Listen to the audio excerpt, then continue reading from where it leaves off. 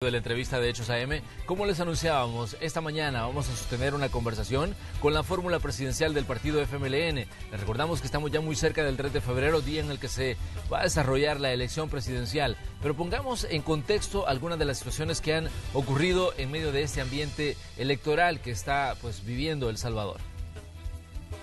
Una propuesta anticorrupción presentó el candidato a la presidencia por el FMLN, Hugo Martínez. Asegura que de llegar a la presidencia trabajará bajo 3 ejes fundamentales en los que pondrá en marcha políticas como impulsar la ley anticorrupción, proveer de facultades sancionatorias al Tribunal de Ética Gubernamental, combatir frontalmente el lavado de dinero e implementar la política cero despilfarro. Primera medida en el sentido que los delitos de corrupción no prescriben. Como saben, hay una prescriptibilidad en este momento y no consideramos justo que haya gente que esté esperando que pasen los 10 años para ya estar tranquilos y que no haya esa persecución a los delitos de corrupción. Segunda medida es aumentar las penas para aquellas personas que han sido condenadas por casos de corrupción. Y tercera medida es la referida a la incautación de bienes para aquellas personas que han sido condenadas por un delito de corrupción. Eso implica aplicar o fortalecer la ley de extinción de dominio.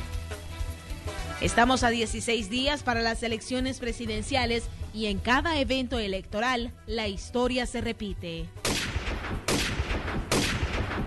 Un incremento de la violencia y la criminalidad. Las autoridades de justicia y seguridad pública afirman que las pandillas lo que buscan es presionar a los candidatos presidenciales para exigirles que las medidas extraordinarias queden sin efecto. Sobre todo dirigirla contra miembros de las instituciones de seguridad, porque eso pudiese, bajo su punto de vista, causar un daño a la moral o doblegar la voluntad de lucha de estas instituciones. Si hay criminales involucrados en el homicidio de operadores de la ley, tanto policías como miembros de la Fuerza Armada u otros, haremos los trámites correspondientes para que sean trasladados a Zacatecoluca lo antes posible. Otro panorama interesante en el contexto electoral es el resultado que arrojan las casas encuestadoras. Los sondeos realizados indican que el candidato de Gana, Nayib Bukele, continúa a la cabeza de las preferencias, seguido por el de la Alianza por un Nuevo País, Carlos Calleja. En un tercer lugar, el candidato del oficialismo, Hugo Martínez, y en cuarto lugar, el candidato de Vamos, Josué Alvarado.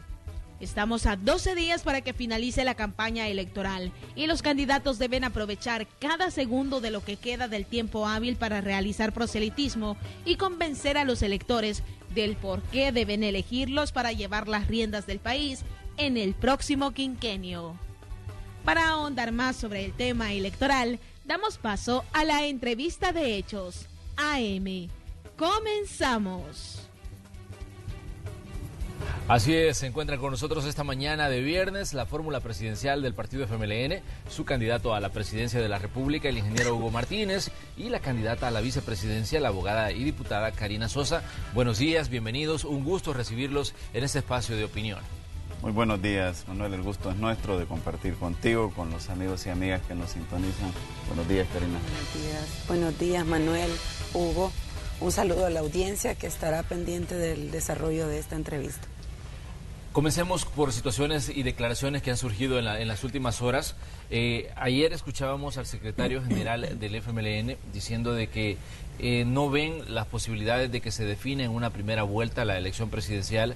De hecho, él hablaba de un empate técnico entre los 3 principales partidos que están en la contienda. ¿Cómo lo ven ustedes desde, digamos, la trinchera que les toca como candidatos y como contendientes en este proceso que se va a definir el 3 de febrero? Bueno, ese es un análisis que hace él de acuerdo a los números internos que tenemos, pero la meta de cualquier candidato y de cualquier partido en una campaña electoral es ganar las elecciones en primera vuelta. Y Karina y yo y toda la estructura del partido está haciendo los esfuerzos para hacer realidad ese objetivo. Sabemos que la condición desde que empezamos la campaña electoral no era la más favorable, sabemos que veníamos de una situación de resultados electorales adversos en marzo del año pasado, pero hemos hecho un trabajo a conciencia, hemos ido creciendo, hemos llegado hasta ese nivel ya donde pues nos hemos posicionado, a pesar de que algunas encuestas siguen con sobremuestra en el área metropolitana, etcétera. A pesar de eso, pues se evidencia un crecimiento de parte nuestra y nosotros no vamos a descansar estos 15, 16 días que quedan con la convicción de que podemos dar la sorpresa y que podemos garantizar un resultado extraordinario en primera vuelta. Así es, Karina, ¿cuál es su punto de vista de esto, del empate técnico que hablaba ayer Medardo González? Bueno, yo creo, y de hecho es así, usted platica con muchas personas y se da cuenta que hay personas que a última hora toman la decisión de por quién van a votar y nos lo han dicho, e incluso en las mismas encuestas hay expresiones de ese tipo cuando usted ve el nivel que no responde en la encuesta. Entonces nosotros, como dice Hugo, estamos enfocados en trabajar y avanzar en este tiempo que resta de la campaña para seguir conquistando corazones, no con una imagen o con una frase que podamos plantearle a la población, sino con estos compromisos que hemos construido junto al pueblo y que tiene que ver con atender diversas situaciones de los diferentes sectores de la vida productiva de nuestro país. En eso estamos enfocados en este momento, tenemos mucha fe y confianza en que vamos a lograr recuperar, bueno, hemos venido creciendo como lo ha manifestado Hugo, y esto es algo que no nos lo dice ningún instrumento, sino que también nos lo está diciendo nuestra percepción, además de la gente en cada uno de los territorios que ya hemos visitado, y eso para nosotros es muy positivo, nos llena mucho de expectativas y de confianza en el trabajo que estamos haciendo, pero sobre todo en las propuestas que está escuchando la población salvadoreña de nosotros.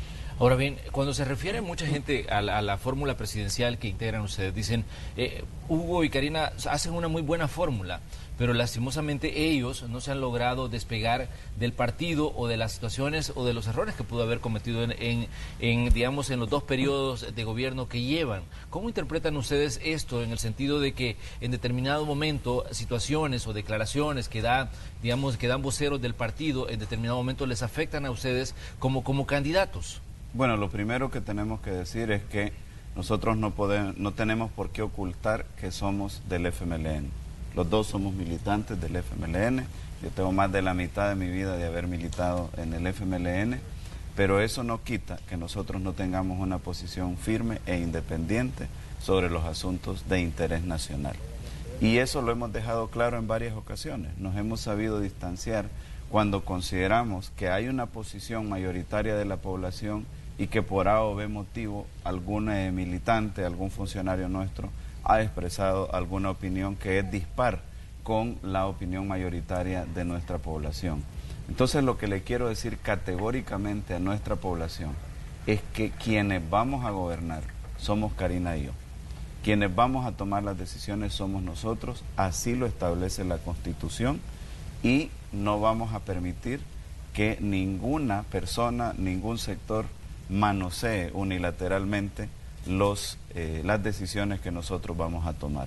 Por supuesto que siempre vamos a hacer un gobierno en consulta con la población, vamos a escuchar a la población, de ahí venimos. Este plan que presentaba Karina es producto precisamente de escuchar a la población, pero ni Karina ni yo estamos en la disposición de violar el precepto constitucional que dice claramente que es el presidente de la República, la presidencia de la República, que toma las decisiones. Y eso lo hemos dejado muy claro desde antes de ser candidatos, ahora que somos candidatos, y estará completamente claro también cuando estemos al frente del gobierno. Así que yo le pido a la población que tenga la confianza. Karina y yo somos una tercera generación dentro del FMLN y tenemos una trayectoria, tenemos una responsabilidad, pero tenemos también un criterio y un carácter firme que nos permite tomar las decisiones que sean más convenientes para el país.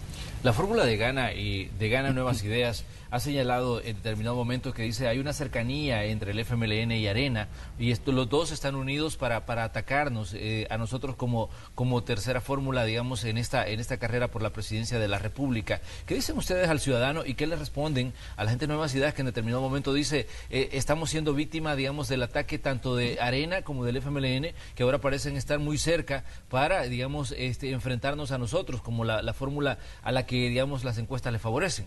que dejen de mentir, que mejor den la cara, que vengan aquí a los programas o a los debates y que discutamos ahí esa hipótesis de todo el mundo contra ellos que han querido establecer en esta campaña. Es una estrategia de victimizarse. También dijeron que la Universidad de El Salvador se había puesto de acuerdo con el candidato de la otra derecha para hacerles un mal rato en el debate. Esa fue la excusa que dieron. Después dieron otra excusa en el debate de Asder. Entonces, es una constante lloradera, es una catarata de mentiras y no se atreven a venir a defender sus posiciones a los debates, a los programas de televisión. No sé, ya solo falta que digan que el 10 Years Challenge también lo inventamos nosotros para hacerlos quedar mal. Es ridículo, es absurdo y yo les pido un poco más de seriedad. El país no se gobierna con chambres, el país se gobierna con decisiones de hombres y mujeres que vemos a las próximas generaciones, no solo vemos a las próximas elecciones.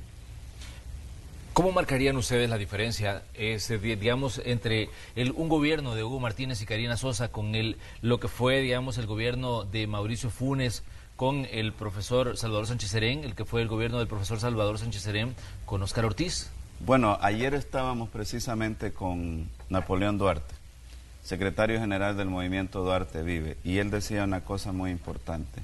Hugo, aún estando en el gobierno, supo diferenciarse de las posiciones que no estaba de acuerdo o de las posiciones que no eran las posiciones mayoritarias de la población. Y de la misma manera, Karina al frente de la Comisión de Relaciones Exteriores jugó un papel de búsqueda de consenso con los otros partidos políticos para tomar decisiones en función del país.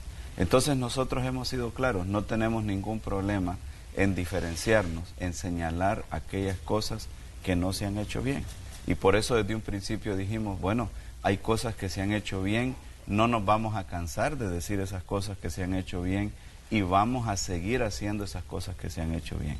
Pero hay cosas que no se han hecho lo suficientemente bien y que la población nos lo ha dicho y nosotros queremos darle un empuje, una mayor energía, una mayor determinación, una mayor audacia para garantizar que esas cosas que no se han hecho bien se hagan totalmente bien, o las cosas que no se habían hecho y que se habían prometido, pues que también se hagan. Hay gente que dice, y es el corifeo otra vez de estos candidatos que no dan la cara, de que por qué no lo hicimos en estos años anteriores.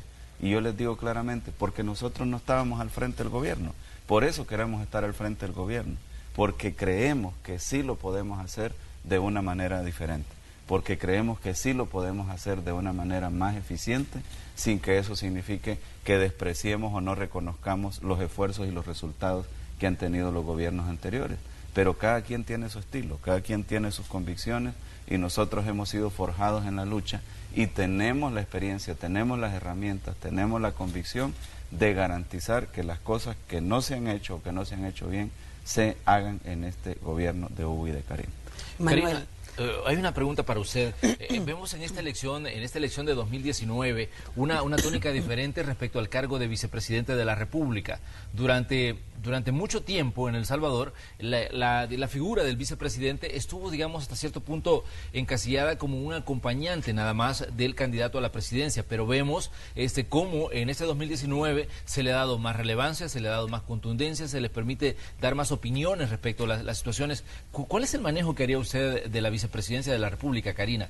Yo me siento contenta de que hayan involucrado en esta oportunidad para escuchar la opinión, los planteamientos y la forma de pensar de cada uno de los candidatos a la vicepresidencia, pero debo reconocer que ese protagonismo no surge únicamente en este contexto de esta campaña electoral, sino que surge a raíz de que con los gobiernos del FMLN la figura del vicepresidente cambió. Y hemos visto como en el primer gobierno del FMLN, nuestro vicepresidente, en ese entonces, Salvador Sánchez Serén, estuvo asumiendo el cargo de ministro de Educación ad honorem y llevó una cartera de Estado.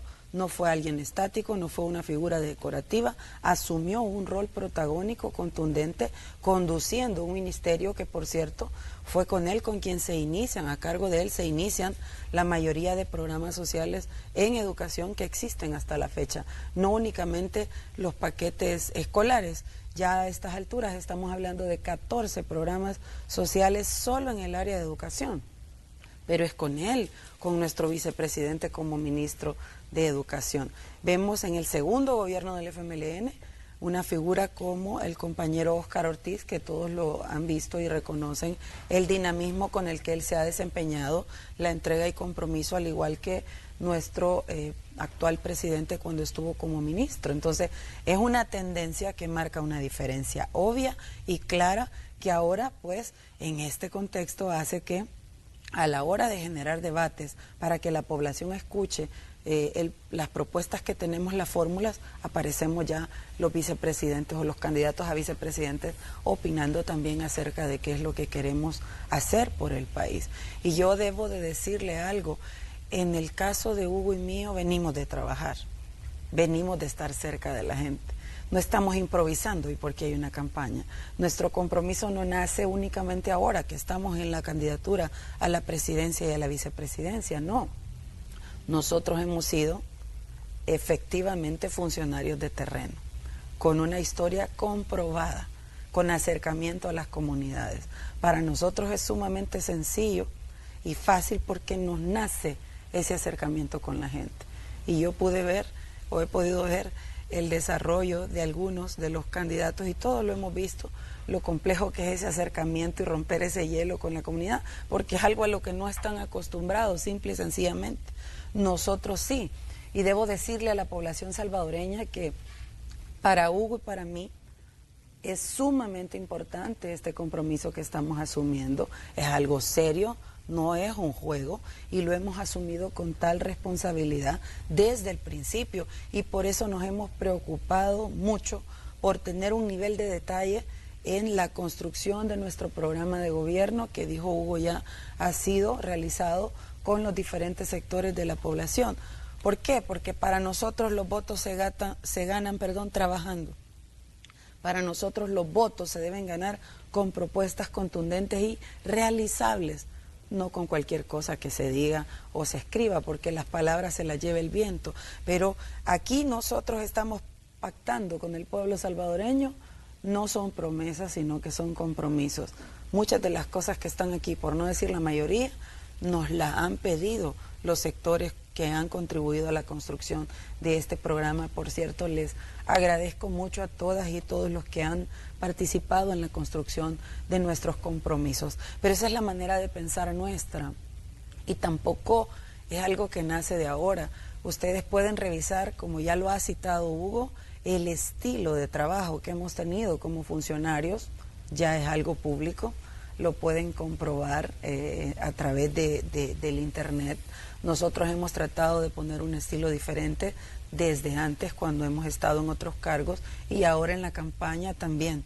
Y me da mucha satisfacción y me siento muy orgullosa de tener un compañero de fórmula como Hugo Martínez, una persona preparada y capaz para asumir este cargo de conducción de El Salvador, que no es cualquier cosa. Ahora bien, entre las críticas que han surgido a la hora de hablar de los planes de gobierno, en el caso de Arena se le ha dicho que no ha presentado un plan de gobierno, a pesar de que ya estamos bien avanzados en el mes de enero. En el caso del FMLN, por lo menos la gente de Gana en Nueva Ciudad decía que ven un refrito de los gobiernos anteriores en el documento que ustedes presentaron como plan de gobierno para esta elección de 2019. Bueno, otra vez, las mentiras les afloran, ¿verdad? Y es tan así que lo que ellos llamaron plan de gobierno, según un estudio de televisa.com, aplicando programas para detectar el fraude, para detectar el plagio, determinaron que más del 55% de lo que está en ese mal llamado plan de gobierno es plagio. Es plagio y ya hay demandas en la Fiscalía contra estas personas por haber plagiado, como decían en la universidad, por haber fusilado trabajos que han hecho otras personas. Y eso de verdad que es grave, no solo por por lo que significa. El ex ministro de Defensa de Alemania fue destituido por plagio, no solo por lo que significa, sino por el insulto que es robarle un trabajo a personas que dedicaron horas y horas de desvelo haciendo esa investigación para que venga alguien y se las robe. Nosotros no operamos así, Manuel. Este plan tiene más de 2 meses de estar circulando, de estar en nuestra página web.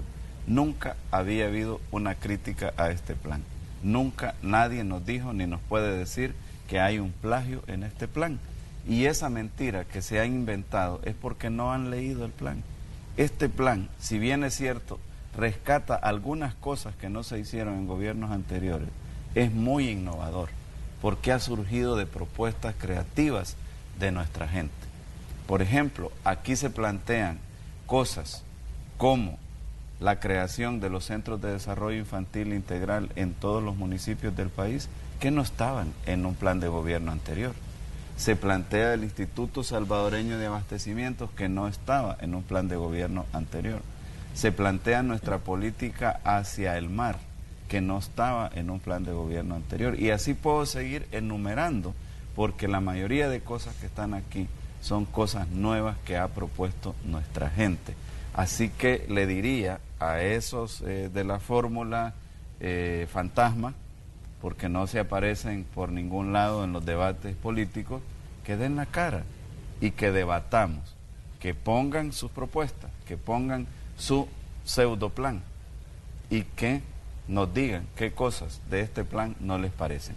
Pero no se vale estar en una campaña electoral donde todos los demás estamos dispuestos a dar la cara, a defender nuestras propuestas, y que haya una fórmula presidencial fantasma que se esconde en la oscuridad de un auditorio donde fueron a pregrabar el enlatado que nos pusieron, que supuestamente era un Facebook Live donde iban a presentar su plan de gobierno. De hecho, ayer el secretario de Nuevas Ideas, Federico Anliker, decía que son los medios los que están haciendo el alboroto con el tema de lo del plagio, porque él decía de que hay cosas más importantes de las que hablar y que de hecho le decía a un grupo de periodistas que lo entrevistaban al salir de una reunión, decía, son ustedes los que están generando el escándalo con el tema del plagio. Digamos, se puede considerar así que eso refleja a nivel mediático que eso refleja la intolerancia que ellos tienen hacia los medios de comunicación. Y a mí lo que me preocupa es si están haciendo eso con los medios de comunicación en este momento, ¿qué no estarían dispuestos a hacer si están en la presidencia de la República? Yo he visto, como he conocido las experiencias en diferentes partes del mundo, he visto personas con ese perfil que han llegado a la presidencia y lo primero que hacen es suprimir la libertad de expresión, suprimir aquellos medios que no pertenecen al corifeo que ellos tienen y comienzan a perseguirlos, a suprimirlos, etcétera. Eso no se vale en una democracia. Hay mucha sangre de por medio en este país para haber conquistado las libertades que tenemos ahora, entre ellas la libertad de expresión. Y venir a echarle la culpa a los medios solo refleja esa táctica mal trasnochada que ellos tienen de echarle la culpa de todo a los demás. Eso es típico de un hijo de papi que nunca ha tenido responsabilidades de fondo y que entonces culpa a los demás de lo que está ocurriendo y no es capaz de enfrentar las consecuencias de las decisiones que está tomando.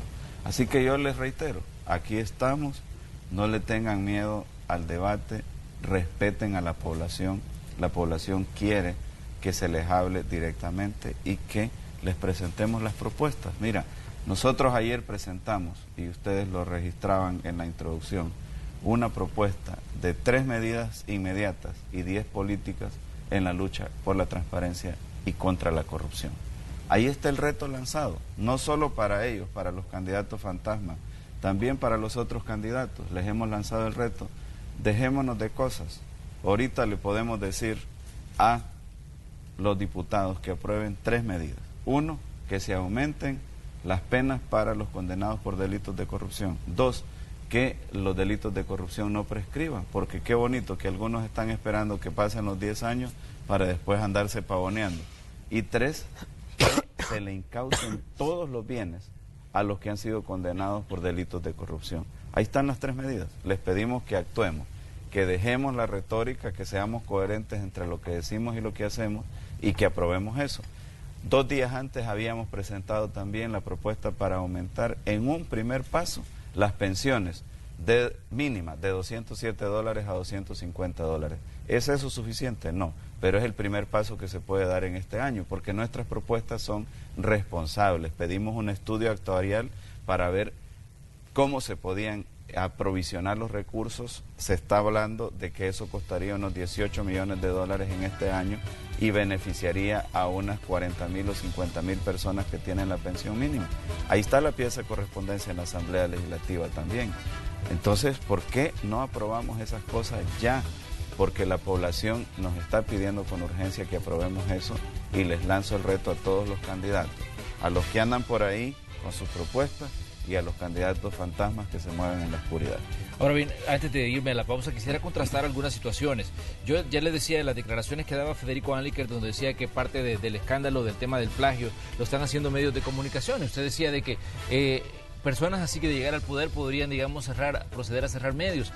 Pero ¿por qué, digamos, el FMLN no condena la situación que se dio en Nicaragua, donde muchos medios y muchos periodistas han tenido que salir, digamos, huyendo de ese país debido a las mismas condiciones también del régimen de Daniel Ortega, que hasta cierto punto, pues, en El Salvador, el FMLN ha mantenido, digamos, una muy buena relación con ese país? Ya lo he hecho en este programa, y aprovecho, fíjate, en primer lugar, por orden de acontecimientos, aprovecho para lanzar un mensaje de solidaridad a los hermanos y hermanas colombianas por este acto terrorista de que fueron víctimas estudiantes de una escuela de cadetes.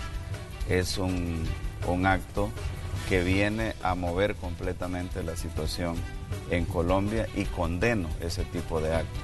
Y condeno cualquier acto de violencia en cualquier país, se llame como se llame el país, sea pequeño, sea grande, como medida para resolver los conflictos sociales.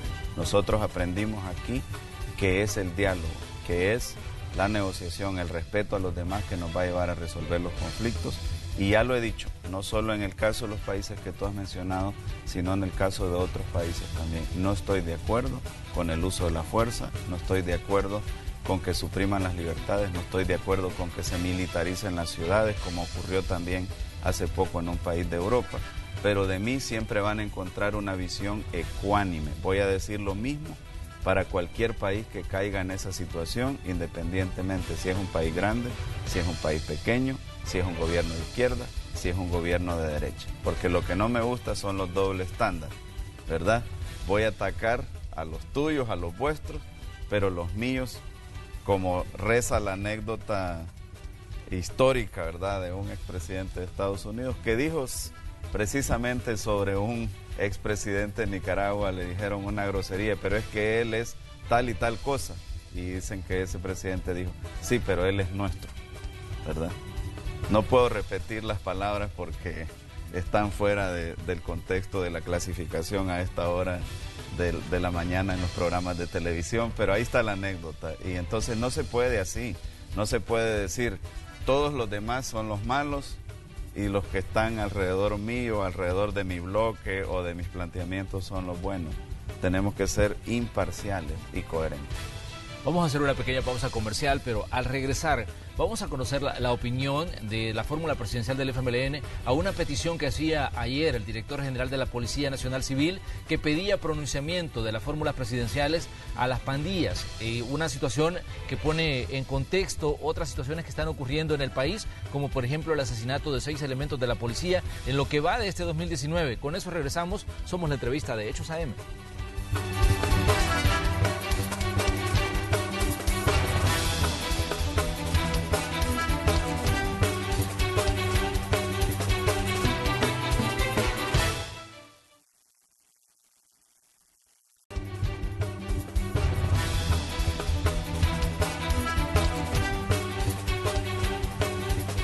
Gracias por continuar con Canal 12. Les comentábamos al irnos a la pausa de que Hay una situación que está ocurriendo con el tema de la seguridad que está viviendo El Salvador. Los ataques contra elementos de la Policía Nacional Civil han arreciado, ya son 6 elementos los que han muerto. Ayer el director general del Cuerpo de Seguridad, el comisionado Howard Cotto, pedía a las fórmulas presidenciales un pronunciamiento contra las pandillas y que mantuvieran el compromiso de ganar las elecciones, de que van a hacer esa condena y van a mantener la lucha contra las estructuras criminales. Estamos esta mañana conversando con la fórmula presidencial del FMLN, el ingeniero Hugo Martínez y la diputada Karina Sosa, sobre lo que está ocurriendo. Y uno de los temas que ponemos sobre la mesa es esto, el tema de seguridad pública y ese llamado que hacía el director de la policía a que las fórmulas presidenciales se pronuncien. Bueno, en primer lugar, nuestra solidaridad con las familias de los policías caídos o asesinados en el cumplimiento del deber. En segundo lugar, quiero decir que nosotros hemos hecho un planteamiento hace algunas semanas directamente para los miembros de la corporación policial. Nosotros creemos que tenemos una gran deuda con esas personas que día a día nos protegen, nos cuidan, nos protegen de la violencia y de la delincuencia. Y por eso planteamos un incremento salarial a los policías, una provisión de un fondo para un retiro digno de los policías, un programa de becas agresivo a nivel nacional, y lo digo con propiedad porque yo fundé el programa de becas para los hijos de policías caídos en el cumplimiento del deber, pero también mejorar la tecnología y el equipo para evitar que estos policías sean víctimas de los ataques de los grupos criminales. Y ya que el director, no escuché sus declaraciones, pero si fueron en esos términos, yo me pronuncio categóricamente que en nuestro gobierno vamos a hacer esfuerzos extraordinarios por garantizar oportunidades para todos los jóvenes de este país que son víctimas de los grupos criminales, pero para también combatir frontalmente a los cabecillas de esos grupos criminales con inteligencia, llegando hasta ellos por el hilo conductor del dinero, por la inteligencia, llegando hasta ellos y desarticulando esas estructuras criminales en nuestro país. Yo lo dije en otro contexto y lo vuelvo a decir aquí. Nunca estuve de acuerdo con la tregua y rechazo cualquier medida de entendimiento con cabecillas de los grupos criminales que tienen 20, 15 asesinatos tras sus espaldas y lo único que te van a pedir es que les bajes las penas, que los pongas en libertad, y no se puede violar la ley de esa manera. Con la mayoría de jóvenes que son víctimas también de estos grupos criminales, nuestra total apertura, nuestro diálogo, etcétera. Y como hemos planteado, el paso adicional que nosotros vamos a dar de inmediato es el despliegue territorial del Estado, para evitar que ningún territorio sea controlado por los grupos criminales. Y yo quiero decirle al director que deben también redoblar las medidas en este momento de protección a todos los miembros de la corporación policial, porque en estos momentos preelectorales los grupos criminales aprovechan para tratar de sembrar terror o para tratar de incidir, imagínate, con asesinatos en las decisiones que pueda tomar nuestra población el 3 de febrero. Veníamos en un promedio de 9 homicidios diarios desde 22 que ocurrían en 2016. Y ahora decidieron disparar esa cifra de homicidios. Tuvimos un día esta semana terrible y eso coincide con ya la cercanía de las elecciones.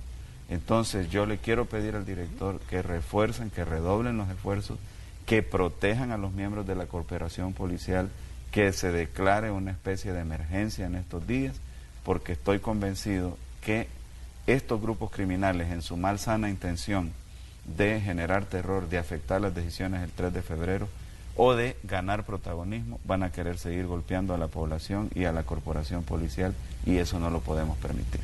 Ahora bien, durante el trabajo territorial que ustedes han estado haciendo, y lo hemos visto mucho en visitando comunidades, visitando zonas rurales, visitando zonas urbanas, ¿en algún momento han tenido, que pagar las estructuras criminales para que les permitan entrar a hacer campaña? ¿En algún momento las bases del FMLN que les acompañan han sido amenazadas para ingresar a algún punto de territorio?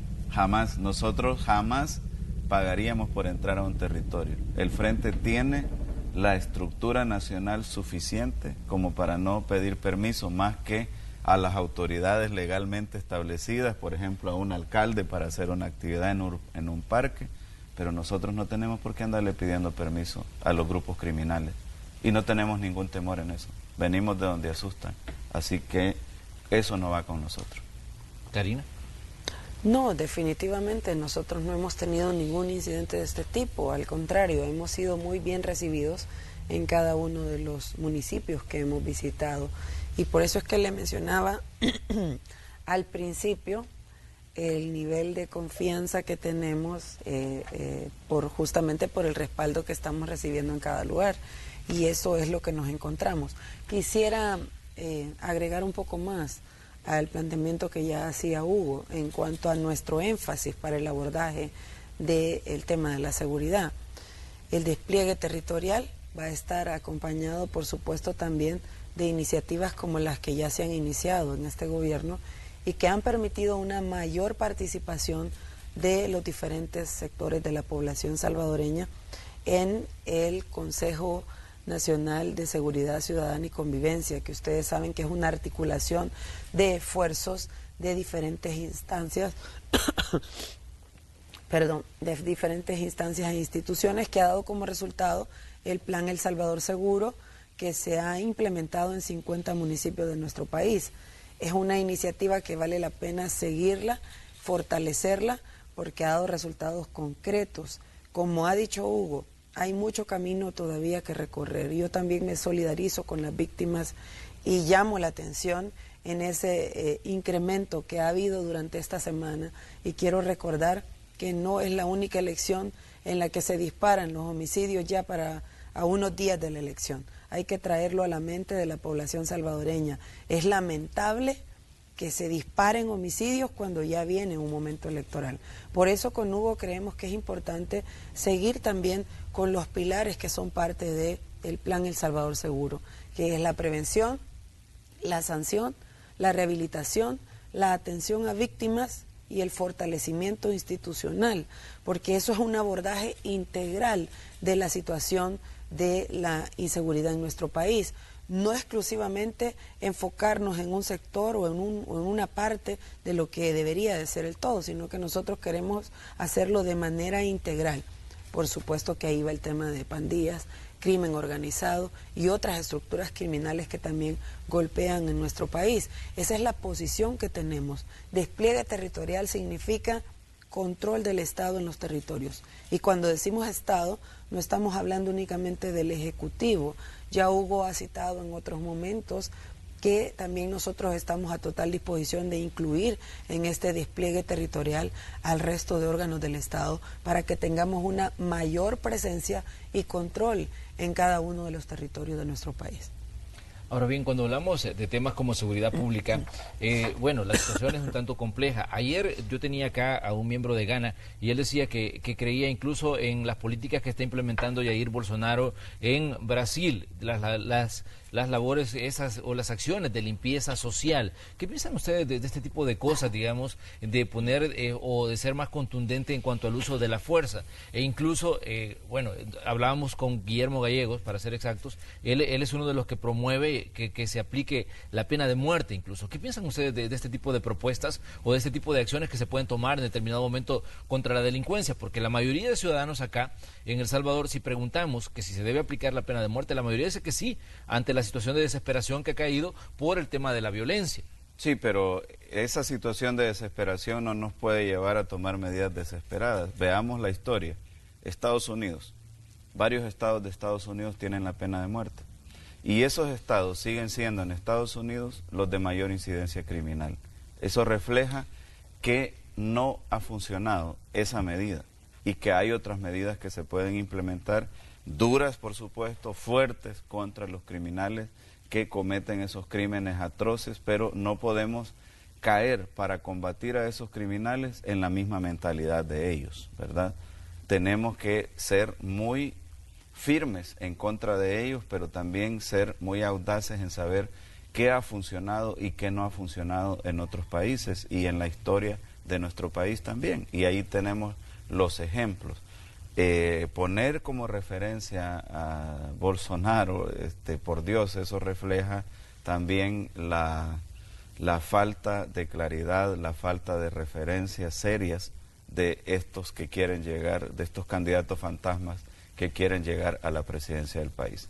Yo quiero agregar un elemento más, porque generalmente se habla de los miembros de la corporación policial que fallecen, pero yo quiero enviar también un mensaje de solidaridad a los familiares de soldados, de clases, de oficiales que han fallecido en el cumplimiento del deber o que han sido atacados por los grupos criminales.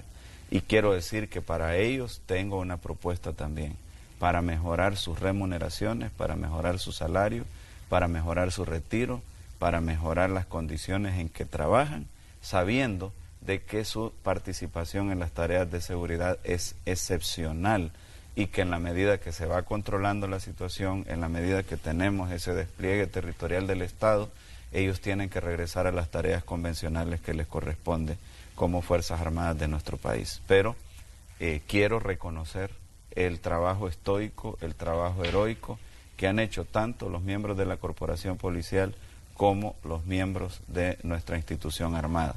Y para ambos tenemos una deuda, tenemos un reconocimiento que hacer y lo vamos a hacer con resultados, con cosas concretas. Por supuesto que pongo fuera de ello la excepción, algunos elementos de la policía, algunos elementos del ejército que no han procedido conforme a nuestras leyes, esos están fuera y no podemos juzgar a toda la corporación policial y a todas las Fuerzas Armadas por uno o dos malos elementos que deben ser separados de la corporación policial o del ejército. Pero en general para la corporación policial, para nuestro ejército, nuestro compromiso de mejorarles las condiciones porque ellos realizan un trabajo extraordinario para garantizar nuestra seguridad, incluso para proteger nuestras vidas, y no podemos dejarlos a la deriva. Yo les envío un saludo cariñoso, un saludo fraterno, pero también les reitero mi compromiso de trabajar por ustedes, los miembros de la corporación policial y los soldados, clases y oficiales de nuestras Fuerzas Armadas. Ahora bien, en la política de seguridad que implementarían ustedes de ganar las elecciones del 3 de febrero, ¿está la continuidad del Plan El Salvador Seguro o consideran ustedes que se le debe dar nuevos matices o un giro completo al manejo del tema de seguridad? Ya lo dijo Karina, el Plan El Salvador Seguro lo vamos a seguir implementando porque ha producido resultados. La implementación del Plan El Salvador Seguro, que es integral, ¿verdad? Porque algunos quieren venir aquí como a inventarse el agua tibia, planteando una o dos medidas del Plan El Salvador Seguro. No, el Plan El Salvador Seguro es integral y lo vamos a seguir impulsando. Pero no se puede quedar solo el plan, hay medidas adicionales. Y la medida adicional fundamental, no la única, es el despliegue territorial del Estado. Pero vayamos entonces a uno de los componentes, el componente de la prevención. Nosotros la prevención no la vemos solo como llevar canchas, llevar programas deportivos, la vemos con el desarrollo de las comunidades. Por eso hemos planteado el despliegue territorial del Estado engarzado con los polos de desarrollo. ¿Por qué? Porque le estamos llevando educación, le estamos llevando empleo a los jóvenes y siempre hemos sostenido que cada empleo que le ofrecemos a un joven es un joven que rescatamos de las garras o de la amenaza del crimen organizado. Pero no solo es eso, también es que en el componente de persecución del delito, nosotros hemos tomado una decisión que popularmente la voy a explicar, es golpear de la cintura para arriba. ¿Qué significa eso? Golpear a las estructuras de conducción de los grupos criminales, a los cabecillas. Nosotros no tenemos por qué desviar todos nuestros recursos y nuestra operatividad a los jovencitos que son víctimas de esos cabecillas de los grupos criminales. Y yo siempre recuerdo una anécdota porque me marcó mucho, y eso ocurrió, imagínate, hace más de 10 años, cuando yo era diputado en la Asamblea Legislativa. Una familia de San Miguel nos busca y nos dice: nos han capturado a nuestro hijo de 16 años. Y resulta que lo habían capturado recogiendo una extorsión. Se trataba de una madre soltera que tenía una hija y ese hijo. Y entonces, cuando empezamos a indagar, porque el niño era número 1 en calificaciones, etcétera, resulta que la pandilla, el grupo criminal, le había dicho: tenemos la dirección de la casa de donde viven, tenemos la escuela donde estudia tu hermana, y si tú no vas a recoger esa extorsión, porque lo capturaron recogiendo una extorsión, si tú no vas a recoger eso, te matamos a tu hija, a tu hermana, perdón, y te matamos a tu mamá. Entonces, esos jóvenes no son por vocación criminales, no son miembros de esas estructuras porque lo quieran ser, sino porque los amenazan y del otro lado pues les ofrecen dinero fácil. Entonces nosotros vamos a golpear de la cintura para arriba. Eso necesita más inversión en tecnología, más inversión en videovigilancia, más inversión en técnicas de detección de lavado de dinero. Yo conozco expertos en Gran Bretaña, en otros países que tienen sus oficinas aquí para América Latina, que nos pueden ayudar en detectar el hilo conductor del dinero. Porque los grandes criminales puede ser que no toquen la droga, pero sí tocan el dinero y por ahí hay que caerle. Ahora bien, hagamos un énfasis en la propuesta que presentaban ustedes ayer, donde se habla de la lucha contra la corrupción, de incrementar los controles, de reducir el despilfarro, una cantidad de elementos que me parecen muy importantes. Pero, ¿qué dicen ustedes a quienes consideran que en determinado momento el FMLN, digamos, ha sido hasta cierto punto un partido tolerante a la corrupción? En el sentido de, por ejemplo, el caso Funes, ¿por qué no hubo, digamos, un divorcio entre el partido y el expresidente que está asilado en Nicaragua, y la acusación que pesa sobre él de haber sacado del erario público $300 millones? Nosotros siempre lo hemos dicho, cada quien debe responder por sus actos. Ningún partido, ninguna institución tiene por qué estar apañando actos de corrupción. Y nosotros lo hemos dejado claro desde ya. Primero, en este momento, hemos dicho que para la conformación de nuestro gabinete no vamos a tomar en cuenta a personas que estén siquiera siendo investigadas por delitos de corrupción. No estamos hablando de condenadas, sino investigadas, porque es mejor que definan su situación. Y si después resuelven su situación y son declarados inocentes, pues los podemos tomar en cuenta. Pero no podemos empezar mal, tomando en cuenta gente que está siendo investigada. Número uno. Número dos, hemos dicho que si estando en nuestro gobierno, un funcionario nuestro, no solo estamos hablando de funcionarios de primer nivel, estamos hablando de otros niveles de dirección en el gobierno, se inicia una investigación hacia ese funcionario, inmediatamente ese funcionario queda suspendido, ¿verdad? Se le quita su cargo y que vaya a responder y que vaya a defenderse como persona, ¿verdad? Y si ese funcionario es declarado inocente, se le restituye en su cargo o en un cargo equivalente. Pero si ese funcionario es declarado culpable, tiene que ir a la cárcel. Ahí puedes ver, Manuel, una diferencia que nosotros marcamos. Es cierto, puede ser que no se fue lo suficientemente contundente. Nosotros sí lo vamos a hacer y nos vamos a deslindar, nos vamos a separar de cualquier hecho de corrupción, no solo que lo sea, sino que lo parezca, porque hay que esperar que las investigaciones den el resultado y lo único que pedimos siempre es lo que dice la Constitución: respetar los principios de presunción de inocencia y el debido proceso. Karina, su comentario. Sí, definitivamente nosotros le hemos planteado, no solo en este espacio, en el canal, sino también a la población en las diferentes reuniones que hemos tenido con sectores, que tenemos un compromiso importante con el país. Conducir El Salvador no es cualquier cosa, y por eso para nosotros los recursos del Estado son sagrados, porque le pertenecen al pueblo, y seremos celosos en cuanto al cuidado y la buena ejecución de esos recursos que nos estén confiando la población salvadoreña, primero Dios, a partir de este febrero. Las disculpas del caso, pero esta garganta ya no da más de tanto andar conversando con la gente. Pero bueno, hemos dicho que estamos asumiendo esto con total responsabilidad y compromiso. Y nos están confiando la administración del Estado, pues por supuesto que tenemos que ser celosos en cuanto al cuidado y la protección de los recursos y para poder implementarlos de la mejor manera. Hemos tenido una posición clara en cuanto a este punto y creemos firmemente que si alguien es señalado por un acto de corrupción o por un delito determinado, debe de ser vencido en juicio y comprobada esa culpabilidad, pues esa persona debe de purgar y cumplir de acuerdo a lo establecido en la legislación. Y en eso nosotros no tenemos ningún problema y lo hemos señalado con contundencia y hemos planteado medidas importantes para tomar en consideración en nuestra administración para contrarrestar cualquier espacio o rendija que esté por ahí, que le permita a la corrupción enquistarse o que le permita a un funcionario cometer cualquier tipo de delito. Ya Hugo ha planteado alguna, pero también nosotros hemos hablado de crear un consejo que le permita una mayor participación y que exista dentro de nosotros una Contraloría Ciudadana que nos esté midiendo desde adentro el ritmo que vamos a llevar en la ejecución de estos compromisos para con el pueblo salvadoreño.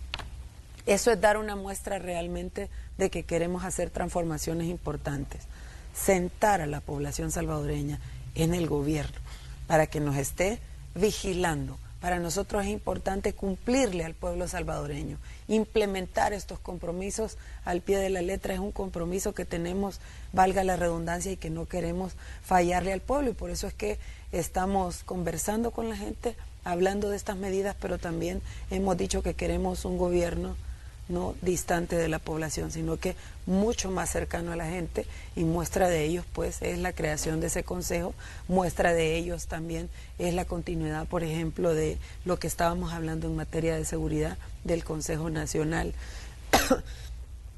de Seguridad y Convivencia, y otros espacios donde la población salvadoreña pueda participar a través de diferentes actores de manera concreta. Ahora bien, hay otro elemento que no me gustaría pasar por alto, y es el tema de las declaraciones que daba Julio Olivo esta semana. Él decía que no existe posibilidades de fraude en la elección presidencial, ya que decía que el sistema electoral salvadoreño es uno de los más complejos y también uno de los más vigilados, que digamos que tiene una cantidad de controles que no dan espacio a que haya irregularidades. Uno de los candidatos decía que esta había sido una de las campañas más sucias que se ha visto en la historia de El Salvador, y que decía de que el tribunal hasta cierto punto ha sido pasivo. ¿Cómo ven ustedes, digamos, todo este tipo de declaraciones que van enfocadas también al trabajo del árbitro en esta contienda electoral, el trabajo del Tribunal Supremo Electoral? Bueno, no solo lo ha dicho el presidente del Tribunal Supremo Electoral, lo dijo la embajadora de Estados Unidos también. La verdad es que nosotros hemos llegado a un nivel de maduración de nuestras instituciones, que no es que sean instituciones infalibles, pero que nos inspiran confianza. Yo creo en la imparcialidad del Tribunal Supremo Electoral.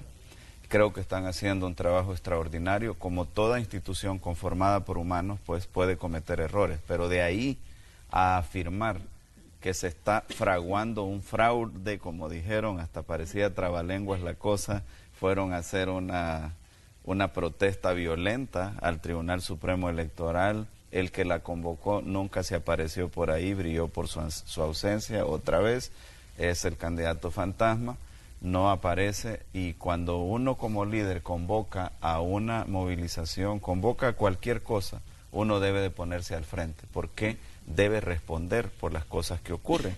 Así que nosotros no solo reconocemos que el Tribunal Supremo Electoral está haciendo su trabajo, sino mira, el tribunal está siendo vigilado por la Junta de Vigilancia Electoral, donde están todos los partidos políticos.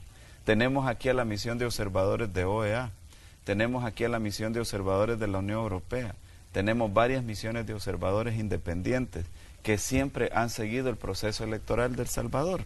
Entonces no es como que a alguien se le va a ocurrir y se va a agarrar la urna y se la va a llevar y la va a ir a rellenar, etcétera. Esos tiempos ya terminaron, gracias a Dios. Por esas cosas fue que inició en parte una guerra en este país, pero hay que ser responsables. Venir otra vez aquí a echarle la culpa a otros de lo que no podemos hacer nosotros refleja que hay una inmadurez y una inseguridad.